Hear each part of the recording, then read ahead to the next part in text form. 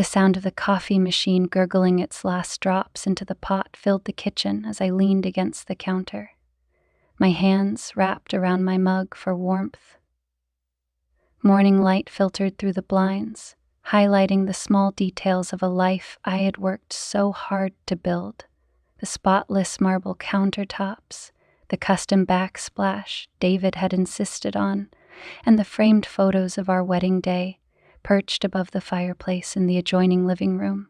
It was a picture-perfect life. Or at least, it used to be. Lately, that picture had started to crack.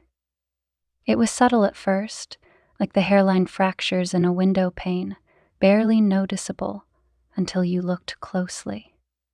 David had been coming home later than usual, with vague excuses about meetings running long or deadlines piling up at the office. He was always polite, always smiling, but his words felt hollow, his tone distant. It was as if he had perfected the art of saying the right things without meaning any of them. "Morning." David's voice broke through the quiet, startling me slightly. He walked into the kitchen, already dressed in one of his perfectly tailored suits.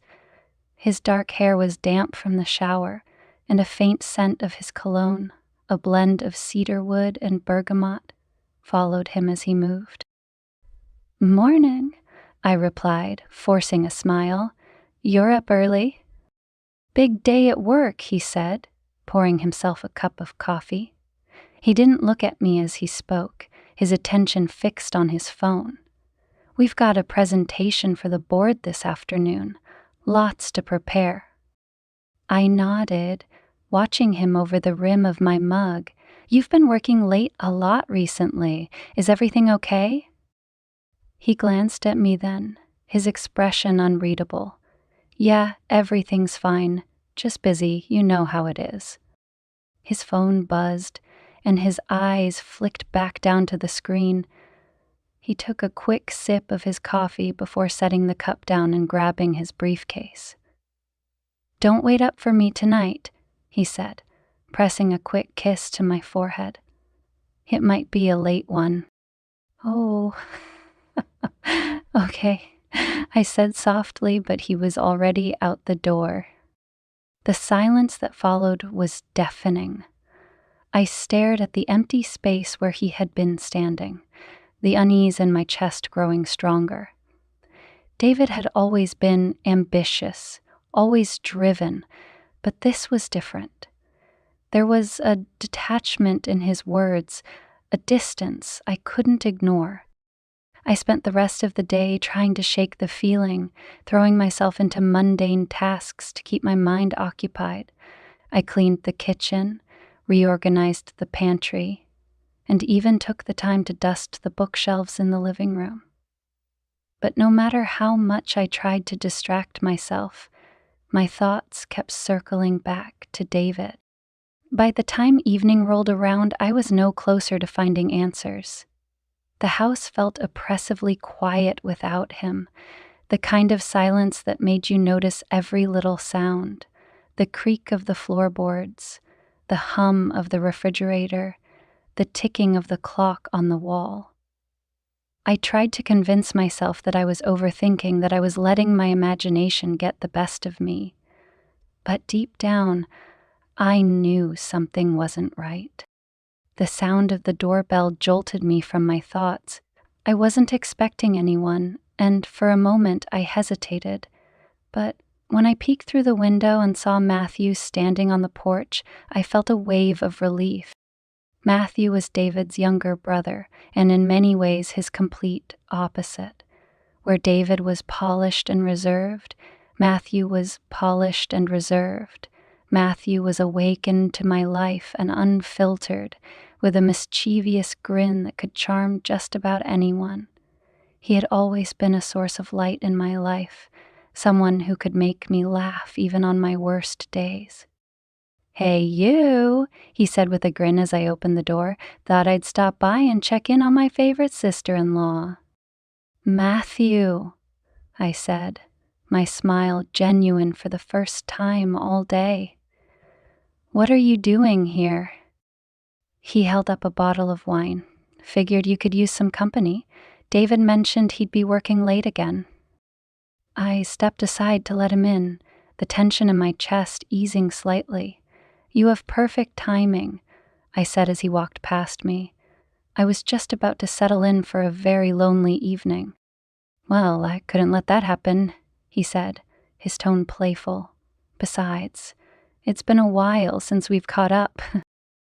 We settled on the couch with our glasses of wine, and before long Matthew had me laughing, his quick wit and infectious energy pulling me out of the fog I'd been in all day. But as the conversation shifted, the laughter gave way to something deeper. You seem different, Matthew said, studying me carefully. Is everything okay? I hesitated, debating whether to open up, but there was something about Matthew's presence that made it easy to let my guard down. It's David, I admitted. He's been distant lately, working late, acting off. I don't know, I just feel like something's wrong. Matthew frowned, his expression thoughtful. I've noticed it too, he said. At family gatherings, he's always on his phone, barely paying attention to anyone. It's like he's not really there. His words felt like validation, a confirmation that I wasn't imagining things. But they also planted a seed of doubt that I couldn't shake. You don't think... I trailed off, unable to finish the thought. Matthew's jaw tightened, and for a moment he looked as though he wanted to say something. But then he shook his head. I don't know. But whatever it is, you don't deserve to feel like this. His words stayed with me long after he left, the warmth of his presence lingering in the house like a comforting shadow. But as I climbed into bed that night, the unease returned, stronger than ever. What was David hiding from me? And how much longer could I pretend everything was okay? The following days passed in a blur of unease and suspicion. Every interaction with David felt like a performance, his words rehearsed, his gestures mechanical. I began to notice details that I had overlooked before, the way he guarded his phone, how he seemed to avoid my gaze when I asked him about work, the faint smell of perfume clinging to his shirt one evening. My mind raced with possibilities, each worse than the last. I told myself I was being paranoid, that I was seeing things that weren't there, but the doubt gnawed at me, refusing to be ignored. And then I found the receipt. It happened on a Wednesday afternoon. David had left his briefcase at home, a rare oversight for someone as meticulous as he was. I was tidying up the kitchen when I noticed it sitting on the counter. At first, I wasn't going to open it, but then I remembered the way he had rushed out that morning, barely saying goodbye. And curiosity got the better of me. Inside, among the usual papers and notebooks, was a crumpled piece of paper tucked into the corner. I unfolded it, my breath catching as I read the words printed at the top. Sunrise Motel, room 212. The date on the receipt was from last week, a date David had claimed he was tied up in back-to-back meetings. My hands trembled as I stared at it, the implications hitting me like a tidal wave. This wasn't a business trip or a lunch with a client. This was something else. My first instinct was to confront him immediately. I imagined storming into his office, throwing the receipt in his face, demanding the truth, but then a voice in the back of my mind stopped me. What if he denied it? What if he managed to twist the story to make me doubt my own eyes? No, I needed more than this. I needed proof. That evening, I texted Matthew. I needed someone to talk to, and he was the only person I trusted. Can you come over? I wrote, my hands still shaking. It's urgent. His reply was almost instant. Be there in 30 minutes. When he arrived, I didn't waste time with pleasantries. I handed him the receipt, watching as his eyes scanned the paper. His jaw tightened, his usual easygoing demeanor replaced by a grim seriousness. "You think this means what I think it means?" I asked, my voice barely above a whisper. Matthew set the receipt down, his expression unreadable. "It doesn't look good," he admitted. "But you need to be sure before you do anything. If you confront him now, he'll deny it. You know he will." I nodded, grateful for his steadiness. "So, what do I do?" He hesitated, his brow furrowing as he thought. "You follow him," he said finally. "If he's meeting someone, you need to see it for yourself." The thought made my stomach turn, but I knew he was right. I couldn't confront David without concrete evidence. "Will you come with me?" I asked, my voice trembling. "Of course," Matthew said without hesitation. "You're not doing this alone." The opportunity came sooner than I expected. 2 days later, David mentioned in passing that he had an important meeting scheduled for the following evening. His tone was casual, but I caught the flicker of unease in his eyes as he spoke. It was the same look he had when I found the perfume on his shirt, the one he quickly masked with a practiced smile. That evening, as soon as David left, Matthew and I got into his car and followed. My heart pounded as we trailed him across town, the tension in the air almost unbearable. Matthew kept a safe distance, his hand steady on the wheel, but I could feel his anger simmering beneath the surface. After what felt like an eternity, David's car pulled into the parking lot of the Sunrise Motel. My stomach dropped as I watched him step out, glancing around nervously before heading toward one of the rooms. I couldn't move, couldn't breathe, as the reality of what I was seeing sank in. "He's going to room 212, I whispered, my voice barely audible. Matthew nodded, his jaw clenched.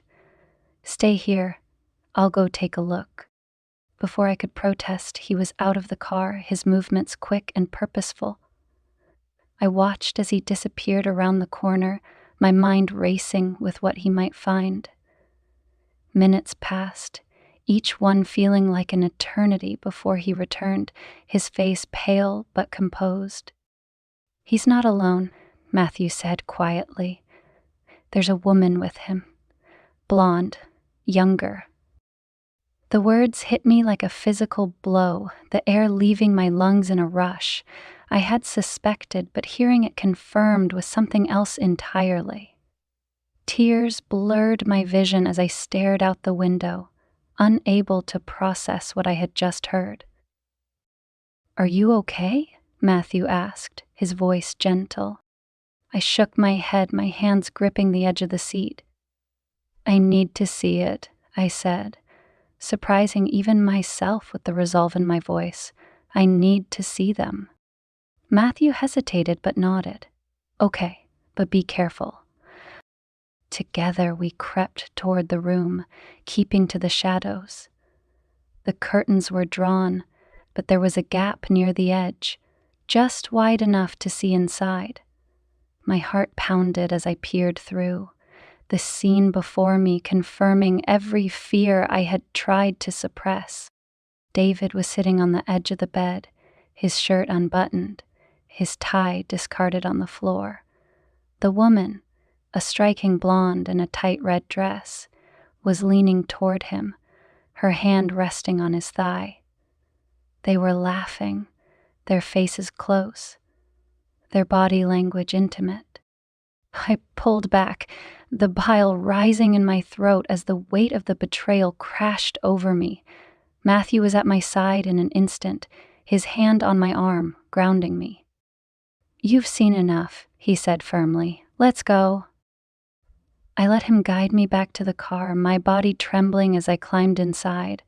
The drive home was silent, the air heavy with unspoken words. When we arrived, Matthew walked me to the door, his presence a comfort I didn't realize I needed.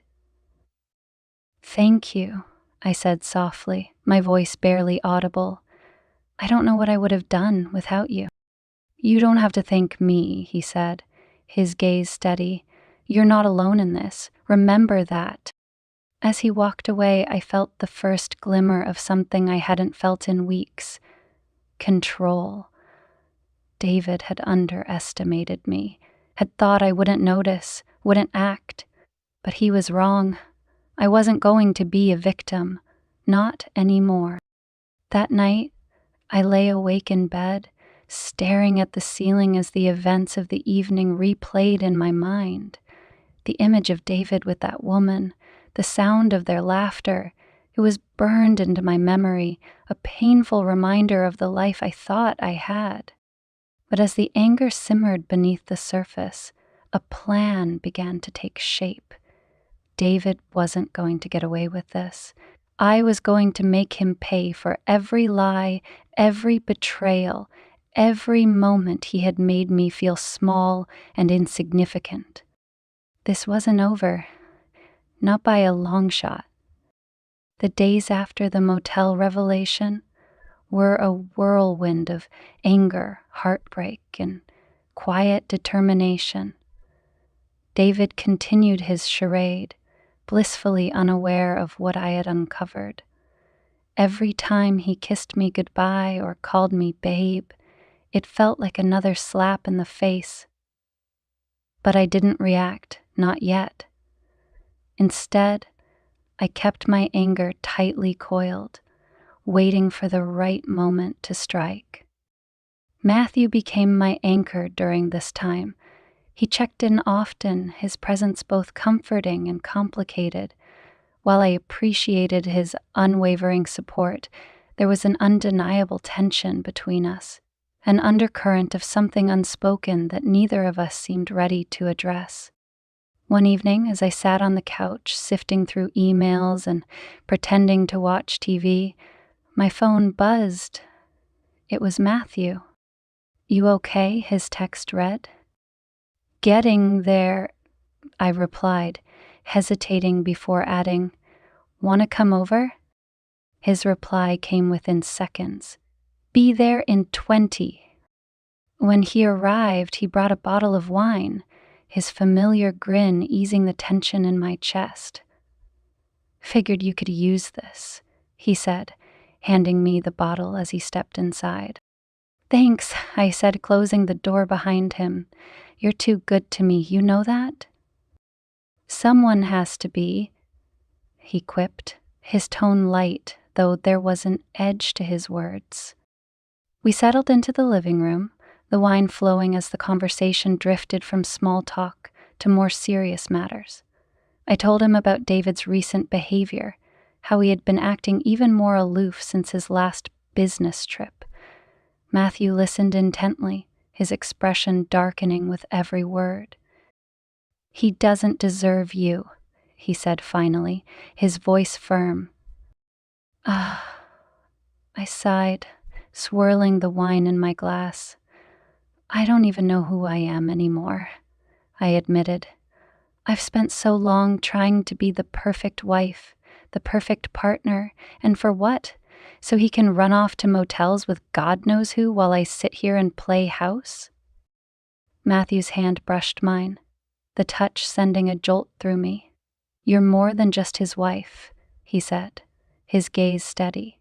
"You're strong, smart, and so much more than he deserves." The sincerity in his voice made my breath catch, and for a moment I couldn't look away. There was something in his eyes, something raw and vulnerable, that I hadn't noticed before. It scared me, but it also thrilled me in a way I couldn't explain. I broke the gaze first, clearing my throat as I reached for the bottle to refill my glass. "You're sweet, Matthew, but I don't know if I'm ready to hear that right now." He nodded, leaning back on the couch but keeping his eyes on me. "Fair enough, but you need to hear it sometime, because it's true." The tension between us continued to grow over the following weeks, each interaction charged with unspoken emotions.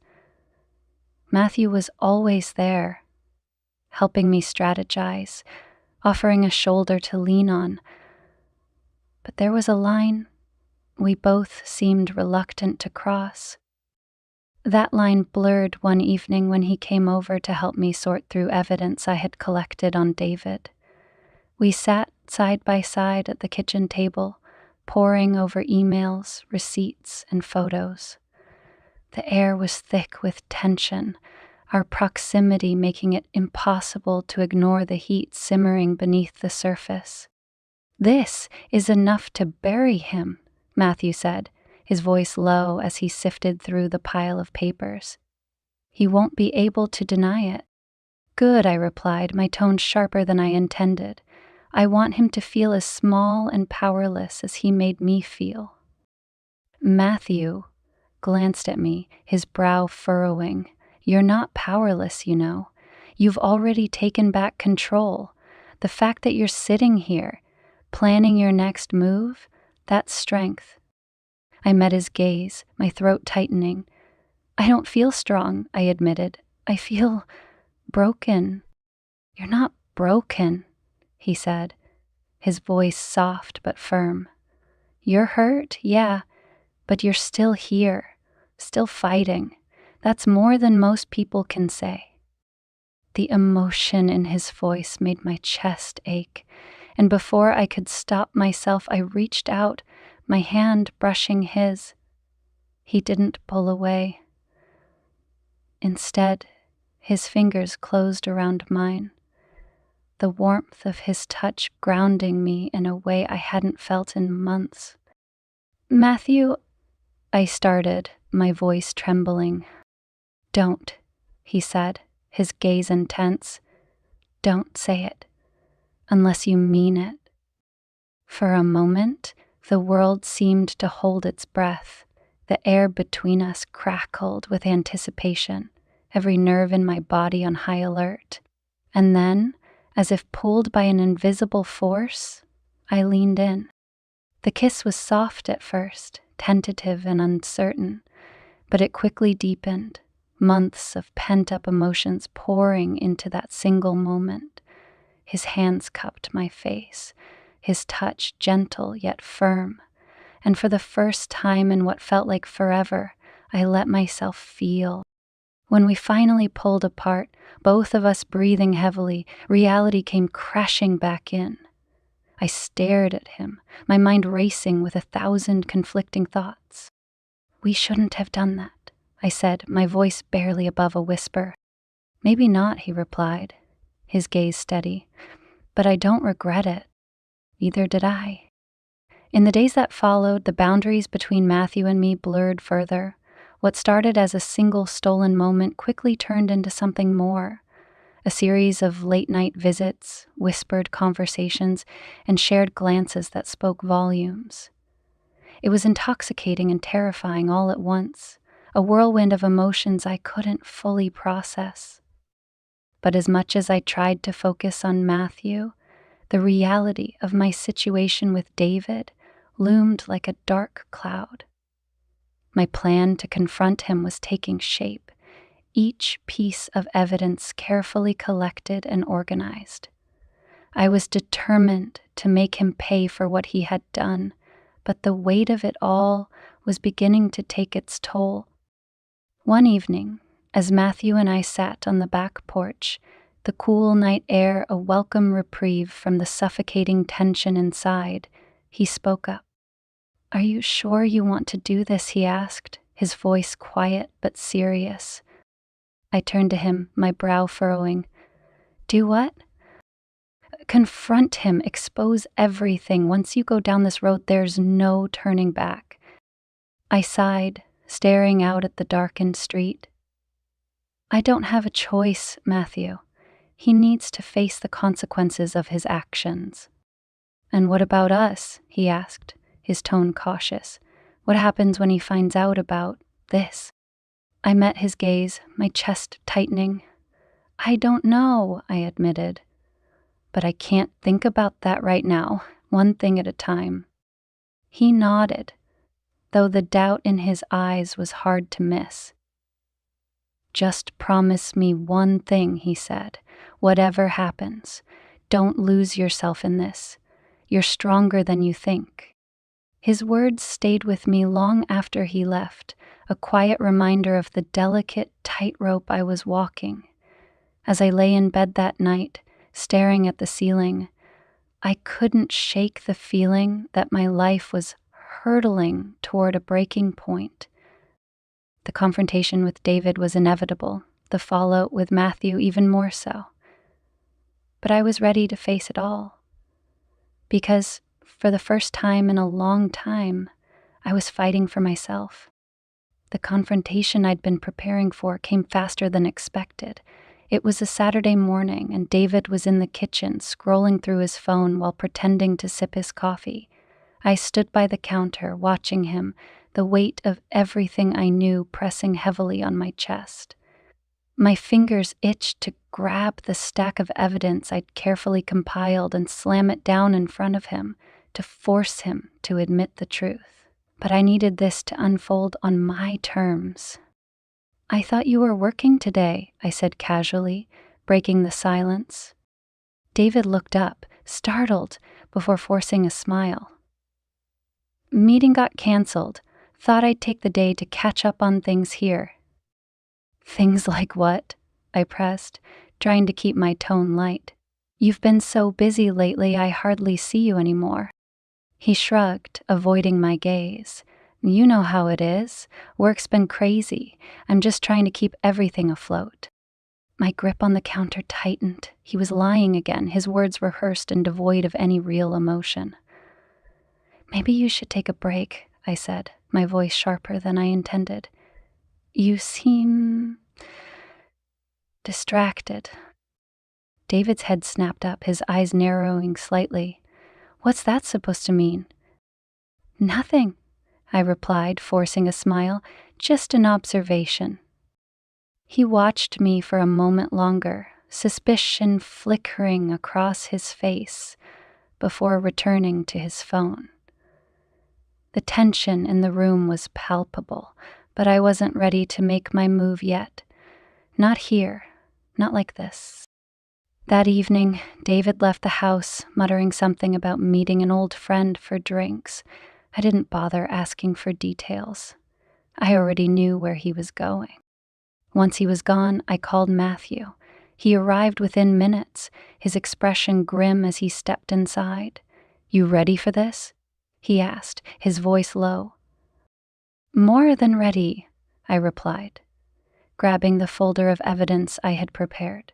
Photos, emails, receipts, all the proof I needed to destroy the carefully curated life David had been clinging to. We drove in silence, the air in the car thick with tension. I had told Matthew I wanted to confront David at the motel, to catch him in the act and leave no room for denial. He had tried to talk me out of it, suggesting I wait for a more private moment, but I was determined. David had humiliated me in the most public way imaginable. It was only fair I returned the favor. When we arrived at the motel, my stomach churned at the sight of David's car parked outside room 212. The lights in the room were on, shadows moving behind the curtains.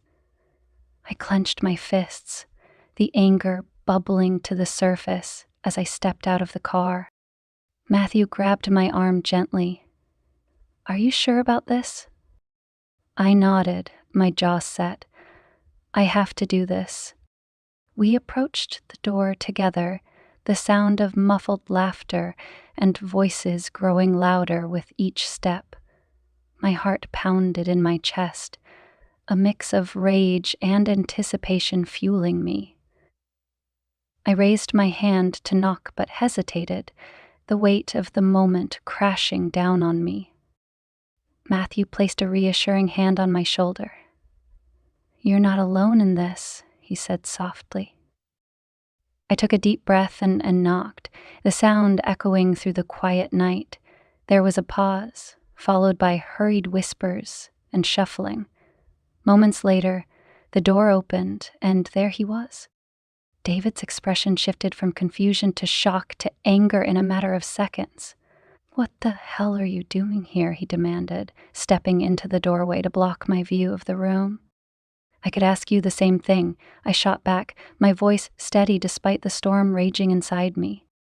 The woman inside the room peeked out from behind him, her face pale and wide-eyed. She was younger than I had expected, barely out of her 20s, with long blonde hair and a figure that seemed custom-designed to inspire envy. The sight of her sent a fresh wave of fury coursing through me. "Who's this, David?" I asked, my tone dripping with venom. "Your coworker? Your important meeting?" David opened his mouth to respond, but no words came out. For once, he was speechless. "Save it," I snapped, shoving the folder into his chest. "Here's all the proof I need. Emails, receipts, photos. You've been sloppy, David. Did you really think I wouldn't find out?" His face turned red as he flipped through the contents of the folder, his hands trembling. "You've been spying on me?" He spat, his voice rising. "I've been protecting myself," I shot back, "because clearly you weren't going to." The blonde woman stepped forward, her expression a mix of embarrassment and defiance. "Maybe we should all calm down," she said, her voice shaky. "Stay out of this," I snapped, my gaze never leaving David's. "This isn't about you." Matthew stepped forward then, his presence a steadying force at my side. "You need to leave," he said to the woman, his tone firm but calm. "Now." She hesitated, looking to David for guidance, but he said nothing. With a huff, she grabbed her purse and stormed out, muttering something under her breath as she disappeared into the night. The three of us stood in tense silence for a moment, the air crackling with unspoken emotions. Finally, David broke the silence. "So what now?" he asked, his tone bitter. "You've made your point. You want to humiliate me? Congratulations. You've done it." "This isn't about humiliation," I said, my voice cold. "This is about accountability. You destroyed this marriage, not me, and now you're going to face the consequences." David scoffed, shaking his head. "You're not perfect either, you know. Don't act like you're some saint." His words stung, but I refused to let him see it. "You're right," I said, my voice steady. "I'm not perfect, but at least I was honest. At least I tried." Without another word, I turned and walked away, Matthew close behind me. The weight of what had just happened settled over me like a heavy blanket, but for the first time in months, I felt a sense of closure. Back at home, the adrenaline that had fueled me began to fade, leaving me drained and emotionally raw. I sat on the couch, staring blankly at the folder of evidence now sitting on the coffee table. Matthew sat beside me, his presence a comforting reminder that I wasn't alone. "You did the right thing," he said, after a long silence. "You needed to confront him." I nodded, though the words felt hollow. "It doesn't feel like a victory," I admitted. "It just feels empty." "That's normal," Matthew said, his voice gentle. "Closure doesn't always feel good, but it's necessary." I looked at him then, really looked at him, and for the first time, I allowed myself to acknowledge the feelings I had been suppressing. Matthew had been my rock through all of this, my anchor in the storm. But he was also David's brother, and the complexity of our situation weighed heavily on me. "Matthew," I started, my voice trembling, "what are we doing? Whatever this is between us, it's complicated." He nodded, his expression unreadable. "I know it is, and I don't have all the answers, but I know that I care about you and I want to be here for you, whatever that looks like." His honesty brought tears to my eyes, and I reached out, taking his hand in mine. "I care about you too," I said softly, "but I'm scared." Me too, he admitted. But maybe that's okay. Maybe we figure it out together. In that moment, I realized that while the road ahead was uncertain, I wasn't walking it alone. And for now, that was enough. In the days following the confrontation at the motel, the house was eerily silent. David had stayed away, likely nursing his wounded pride and plotting his next move. I should have felt a sense of victory, a triumph for exposing his lies and reclaiming some semblance of control. But the emptiness I felt was profound, a void that no amount of righteous anger could fill. Matthew was my lifeline during this time. He checked in regularly, often bringing groceries or offering to help with errands. His presence was steady and comforting, but it was impossible to ignore the growing tension between us. Every glance lingered too long, every touch sent a shiver through me, and every unspoken word hung in the air like a storm cloud. One evening, as we sat on the couch reviewing the next steps for my divorce proceedings, the weight of everything became too much. I set down the stack of papers I'd been holding and sighed, pressing my fingers to my temples. "You okay?" Matthew asked, his voice full of concern. "No," I admitted, looking up at him. "I feel like I'm unraveling. Every time I think I'm making progress, something else pulls me back."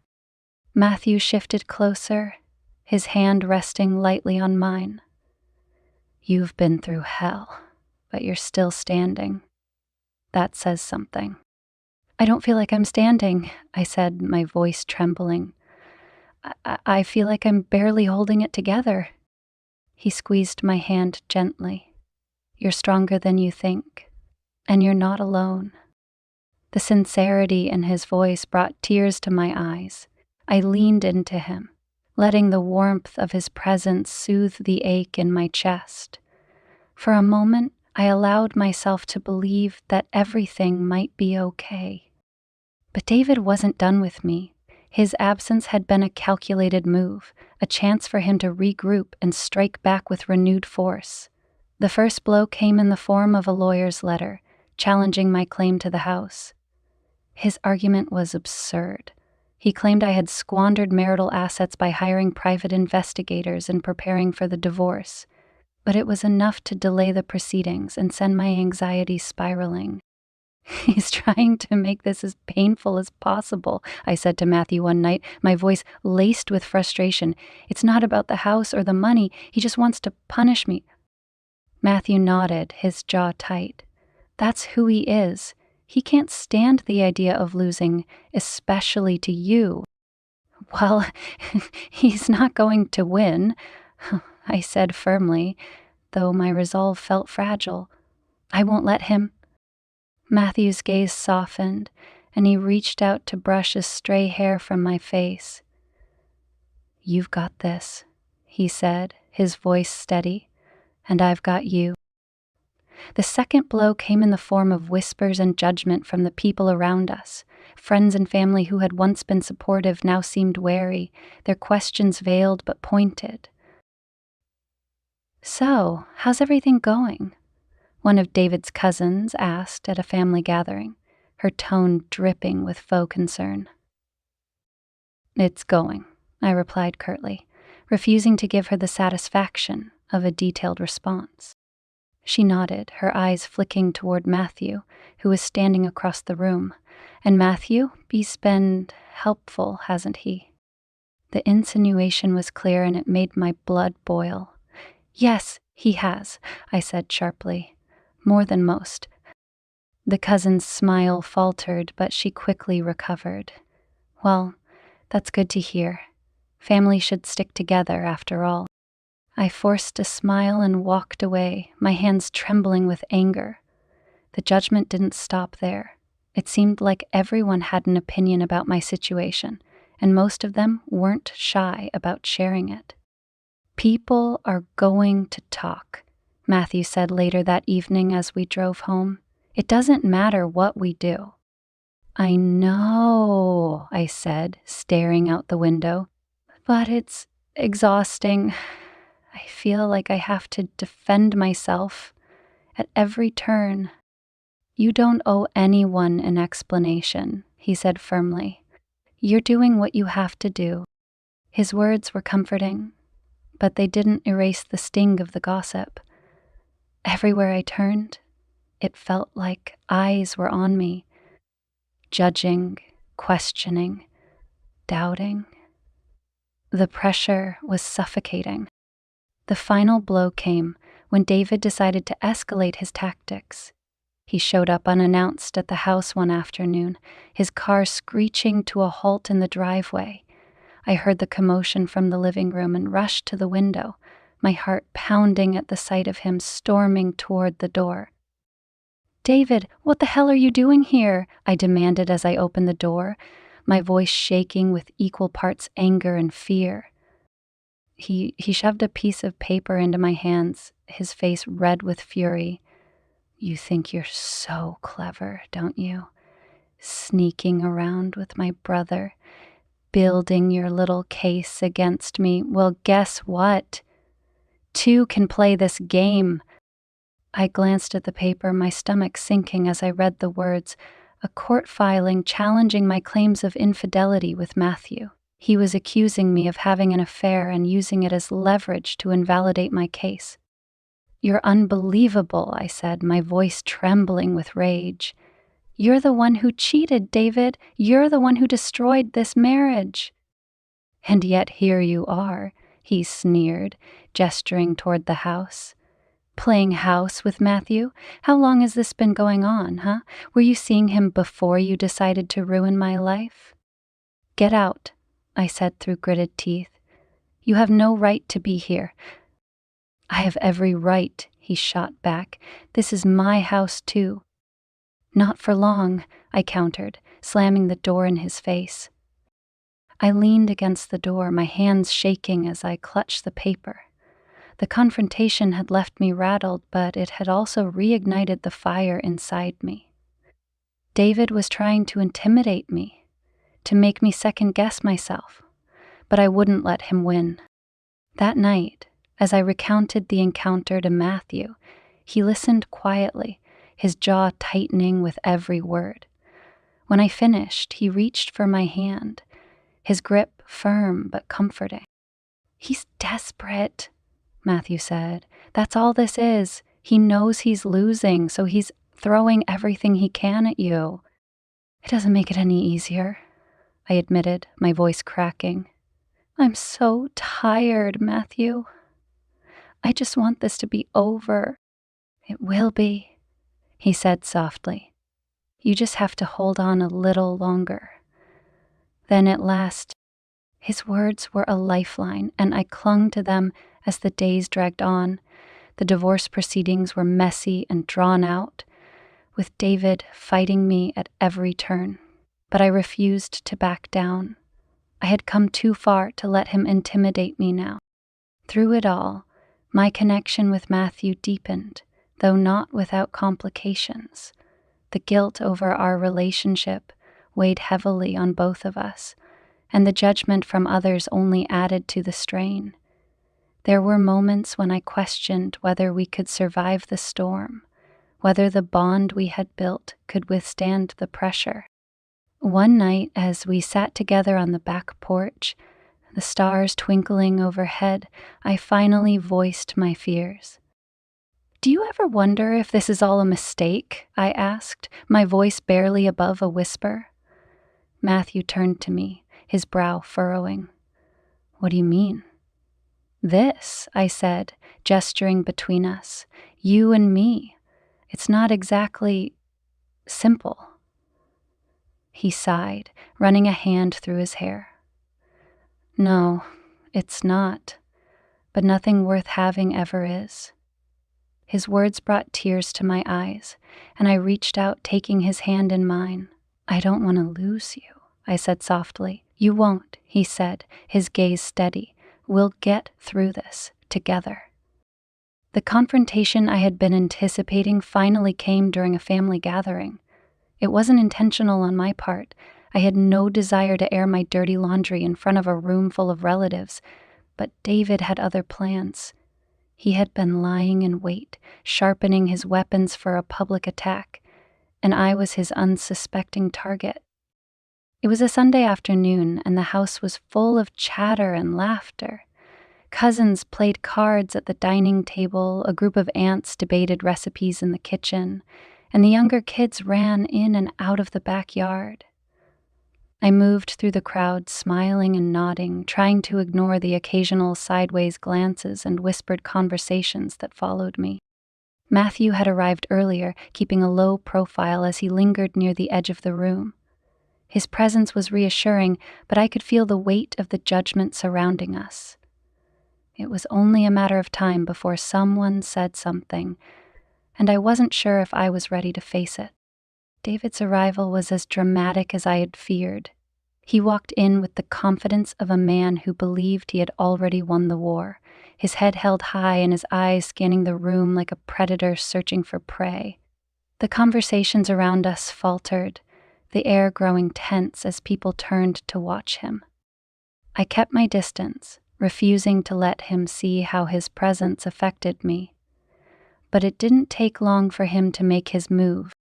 "I think it's time we addressed the elephant in the room," David announced, his voice cutting through the hum of conversation.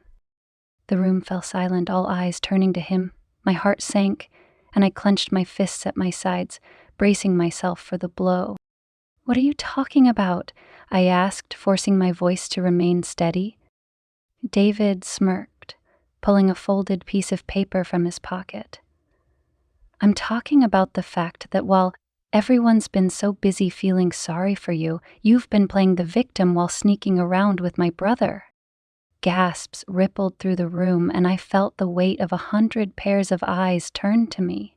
My stomach churned, but I refused to let him see me flinch. "That's enough, David," Matthew said, stepping forward. His voice was calm, but I could hear the tension in it. "You don't need to do this." David turned to him, his smirk widening. "Oh, I think I do. People deserve to know the truth, don't they?" He unfolded the paper in his hand, holding it up like a trophy. "Here's proof," he said, his voice dripping with malice.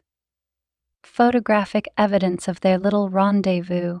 Isn't it funny how she accused me of cheating when she was doing the same thing?" He tossed the paper onto the coffee table, and I glanced at it, my stomach sinking further. It was a photo of Matthew and me, sitting close together on my porch, our heads bent toward each other, in what could easily be interpreted as an intimate moment. The room erupted into whispers, the tension thick enough to choke on. I looked around, my chest tightening as I saw the judgment on their faces, the questions in their eyes. "This is pathetic," I said, my voice trembling with anger as I turned back to David. "You're so desperate to save face that you'll drag everyone else down with you." "I'm not the one who destroyed this family," he shot back, his voice rising. "That's on you." "Stop it," Matthew said, his voice firm. He stepped between us, his shoulders squared. "This isn't about family or truth. This is about you trying to control the narrative because you can't stand the fact that you've lost." David's face turned red, his composure slipping. "You're one to talk. Betraying your own brother? What kind of man does that?" "The kind who stands up for what's right," Matthew said evenly. "The kind who doesn't let you get away with treating people like garbage." The tension in the room reached a breaking point, the silence around us heavy with anticipation. For a moment it felt like the world had stopped, the air thick with the weight of everything that had been said.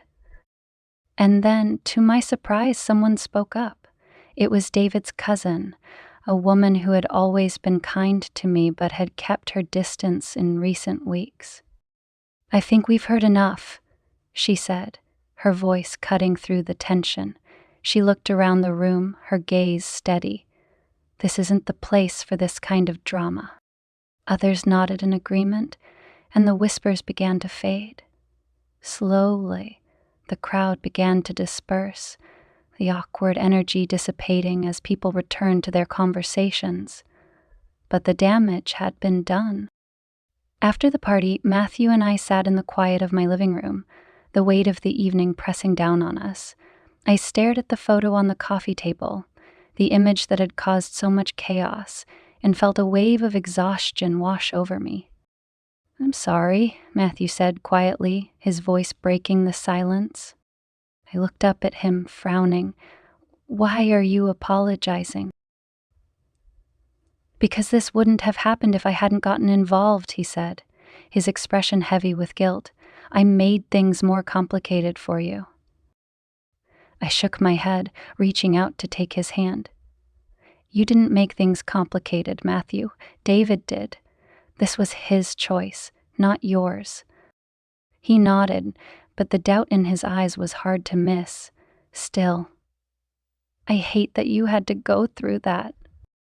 "So do I," I admitted, my voice soft. "But we'll get through it, together." His grip on my hand tightened, and for the first time that evening, I felt a flicker of hope. The road ahead was still uncertain, but at least I wasn't walking it alone. In the days that followed, the fallout from the party rippled through the family. Some sided with David, buying into his narrative of betrayal and victimhood. Others supported me, acknowledging the truth of his actions and the strength it took to stand up to him. The divide was painful, but it also clarified who I could truly count on. David's attempts to weaponize the court of public opinion ultimately fell flat. The evidence of his own infidelity was undeniable, and the legal proceedings moved forward in my favor. It was a small victory, but it felt monumental in the context of everything I had been through. Through it all, Matthew remained by my side, his presence a constant source of strength. But as the dust began to settle, I couldn't ignore the cracks that had formed in our relationship, the judgment from others, the guilt over our choices. It was all taking its toll. One evening, as we sat on the porch watching the sunset, I finally voiced the question that had been weighing on my mind. "Do you think we're making a mistake?" I asked, my voice barely above a whisper. Matthew turned to me, his brow furrowing. "What do you mean?" "This," I said, gesturing between us. "You and me. It's not exactly simple." He sighed, running a hand through his hair. "No, it's not. But I don't regret it. Do you?" I hesitated, my chest tightening. "I don't know. I care about you, Matthew, more than I should. But sometimes I wonder if it's worth the cost." His gaze softened and he reached for my hand. "Nothing about this has been easy," he said quietly. "But I care about you too, and I think that's worth fighting for." I nodded, his words settling over me like a balm. The road ahead was uncertain, but for now, I was willing to take it one step at a time. The days after the family gathering were a haze of emotions. I had spent so much energy preparing for the confrontation, enduring David's mind games, and standing firm in the face of his manipulations, that I hadn't fully prepared for what would follow. The public airing of our dirty laundry had left me feeling raw and exposed, and the whispers of judgment from family and friends lingered like a dark cloud.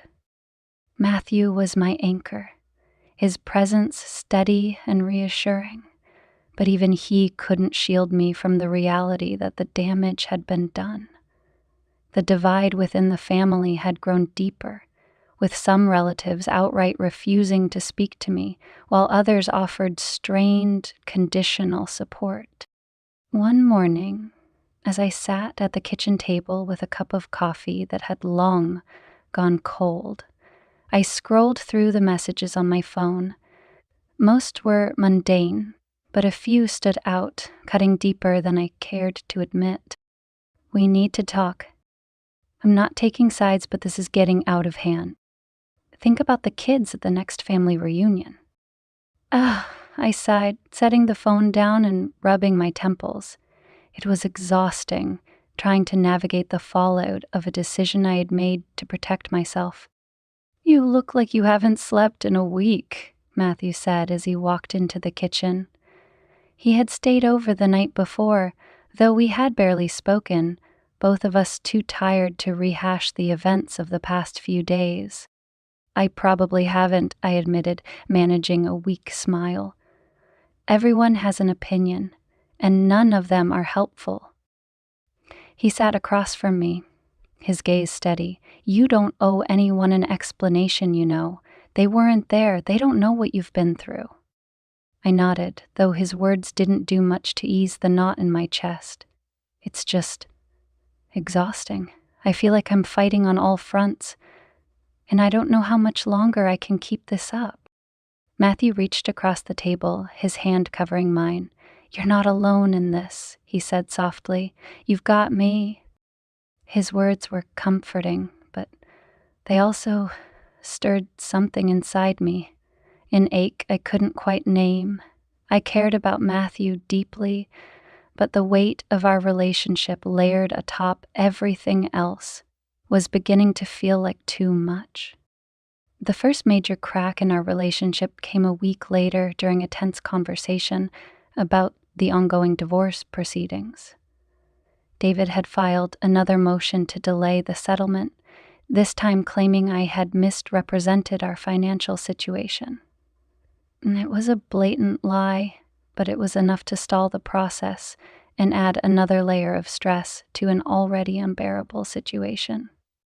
"I don't know how much more of this I can take," I said, pacing the living room as I clutched the legal documents in my hands. "He's just trying to wear me down, and it's working."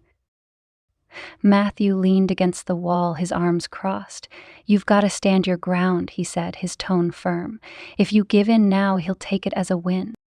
"I know that," I snapped, my frustration spilling over. "But it's not just about the divorce anymore. It's everything. The family, the whispers, the judgment. It feels like I'm drowning." Matthew's expression softened, but there was a flicker of something else. Guilt? Frustration? "I get it," he said quietly, "but you're not the only one dealing with this. It's affecting me too." His words hit me like a slap. "You think I don't know that? You think I don't feel guilty every single day for dragging you into this?" "That's not what I'm saying," he said quickly, his voice rising. "I'm just saying that this isn't easy for me either. I've lost friends, strained relationships with family, all because I chose to stand by you." "Then maybe you shouldn't have," I shot back, the words leaving my mouth before I could stop them. The silence that followed was deafening. Matthew stared at me, his jaw tight, and for a moment I thought he might walk out. But then he shook his head, his expression a mix of hurt and disappointment. "I'll give you some space," he said finally, his voice low. "Call me when you're ready to talk." He left without another word, the sound of the door closing behind him echoing through the empty house. I sank onto the couch, burying my face in my hands as the weight of everything came crashing down. The days that followed were some of the loneliest I had experienced since the beginning of this ordeal. Without Matthew, the house felt hollow, the silence oppressive. I threw myself into work and focused on the divorce proceedings, using the busyness as a distraction from the gaping hole his absence had left in my life. David, meanwhile, continued his relentless campaign to make my life as difficult as possible. His latest move was to show up at work unannounced, claiming he wanted to talk. "I have nothing to say to you," I said, keeping my voice low as we stood in the lobby of my office building. "Funny," he said, his smirk infuriatingly familiar. "You had plenty to say at the family gathering. Thought we could have a little chat without an audience this time." "Get out, David," I said through gritted teeth, "or I'll call security." "Go ahead," he said, his smirk widening, "but this isn't over, and you know it."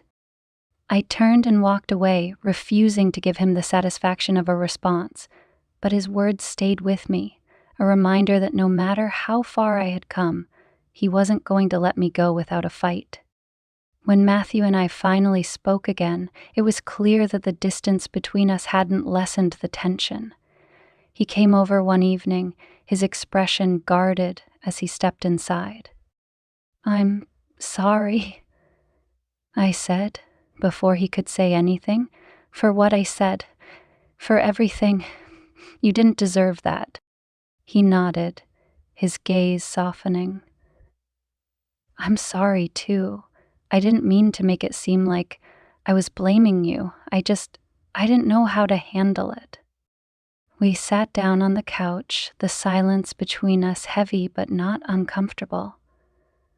For the first time in weeks, we talked, really talked, about everything.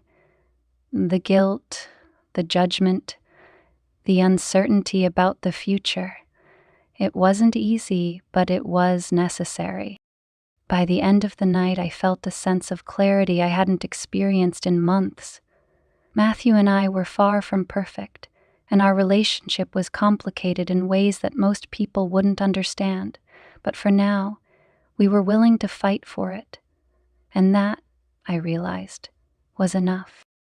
The final stages of the divorce were as grueling as I had feared. Every meeting with the lawyers, every email from David's legal team felt like a calculated attempt to drag me through the mud. He contested everything: assets, the house, even minor details like shared furniture. It wasn't about the material possessions, it was about control. David wanted to break me, to make me regret standing up to him. But I wouldn't let him. Each meeting was a battle, and I walked away from everyone with my head held high, even if my heart felt like it was in pieces. Matthew remained by my side, his support unwavering despite the cracks that had formed in our relationship. We had found a tentative rhythm, a way of navigating the chaos together, but the strain was undeniable. The final court hearing was scheduled for a rainy Tuesday morning. I arrived early, my stomach twisting into knots as I sat in the waiting room with my lawyer. David arrived late, his confidence still intact despite the months of evidence and counterclaims stacked against him. He smirked at me as he walked past, and I had to resist the urge to roll my eyes. The hearing itself was uneventful. The judge reviewed the evidence, heard the final arguments, and delivered a ruling that was largely in my favor. I would keep the house, along with a fair share of our joint assets.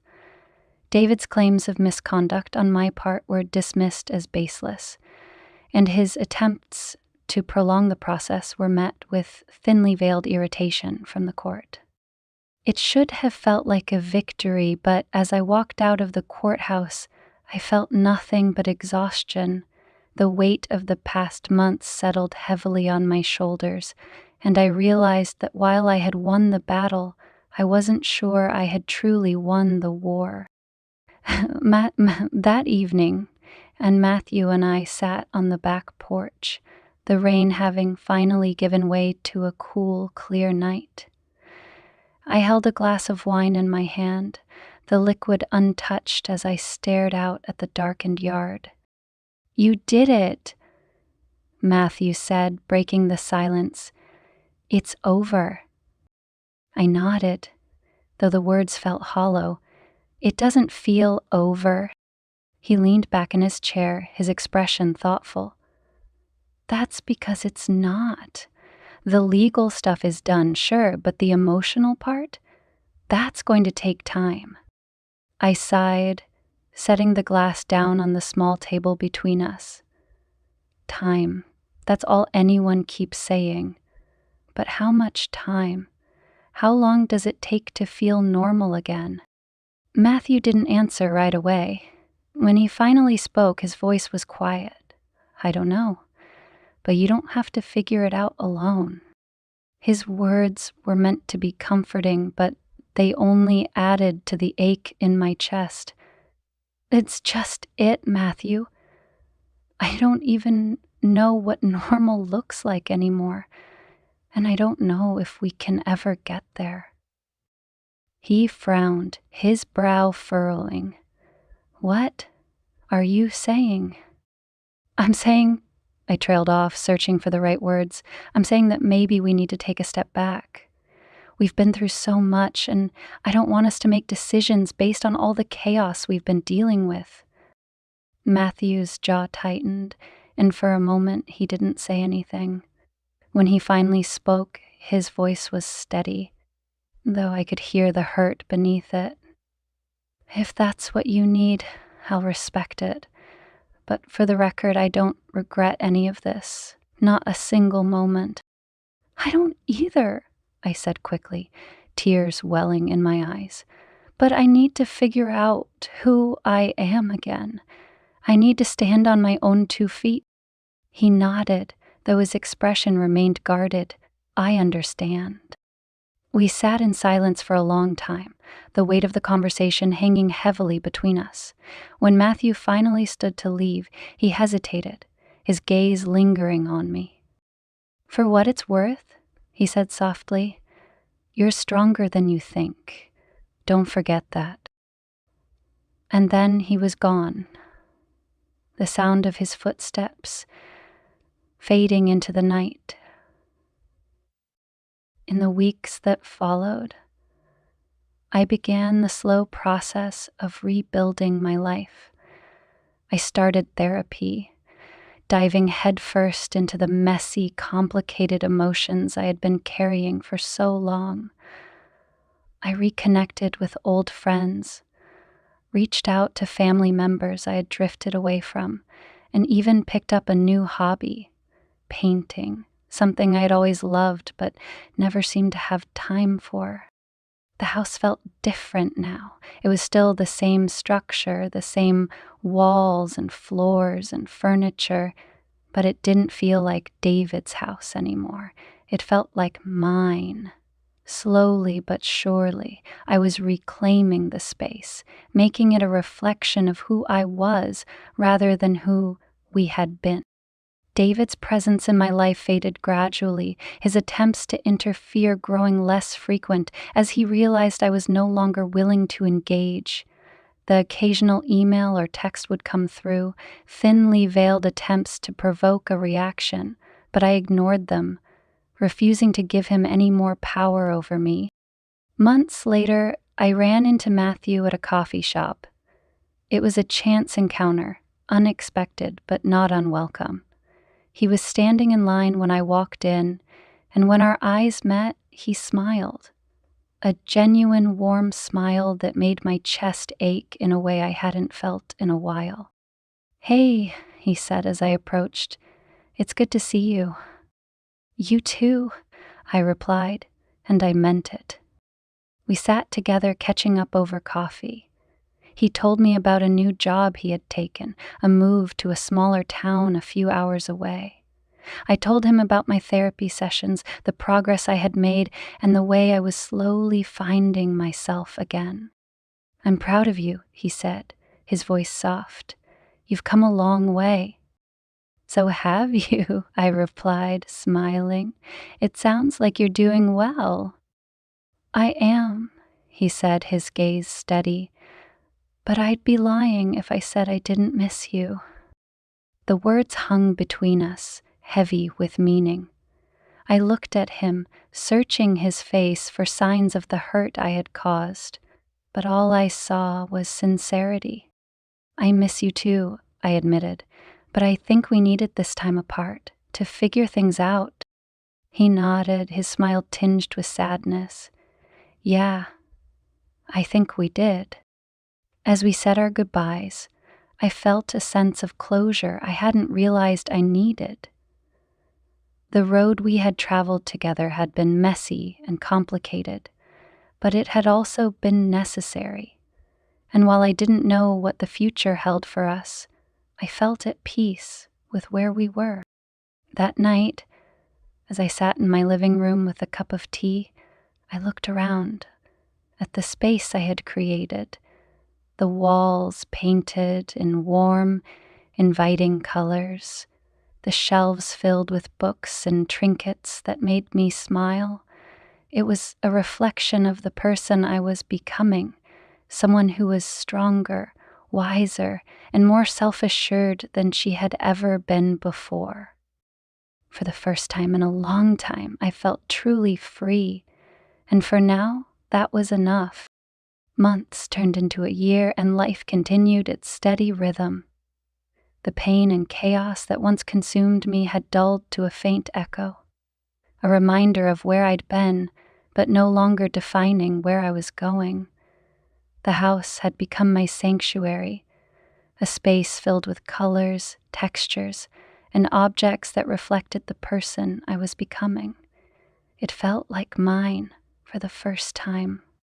I spent my mornings sipping tea by the window, watching the world outside. The stillness brought clarity, a peace I hadn't realized I craved. Therapy sessions had helped me untangle the massive emotions I'd carried for so long.